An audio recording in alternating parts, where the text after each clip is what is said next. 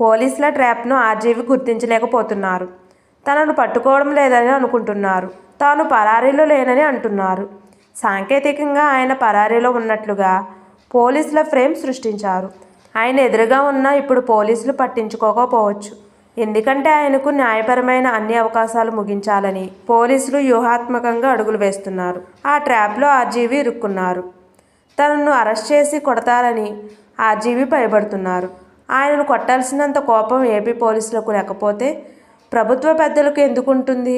తనను ఓ జోనర్గా చూడాలని, జోకులేనని, సెటైర్లేసనని ఆయన చెప్పుకుంటున్నారు. కానీ ఎలా చూడాలో చట్టకోణం నుంచి చూస్తున్నారు.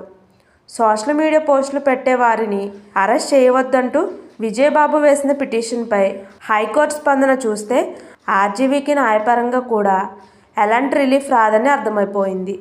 ఆర్జీవీకి తాను చేసిన తప్పేమిటో తెలుసు. 2-3 టీవీ ఛానళ్లకు పిలిపించుకుని తనదైన స్తుతి చెప్పి కన్ఫ్యూజ్ చేయవచ్చని అనుకుంటున్నారో, లేక తనను అరెస్ట్ చేసి కొడతారని జాతీయ మీడియా ఛానళ్ళన్నిటికీ ట్యాగ్ చేసి చెబితే పోలీసులు వెనక్కి తగ్గుతారని అనుకుంటున్నారో కానీ రోజురోజుకు ఆర్జీవి మరింత కూరుకుపోతున్నారు. ఆయనకు న్యాయ సలహాలు హైకోర్టు లాయర్గా మారిన సాక్షి టీవీ రాజమండ్రి జైలు బయట కూడా అలాంటి ప్రెస్ మీట్లు పెడుతున్నారు.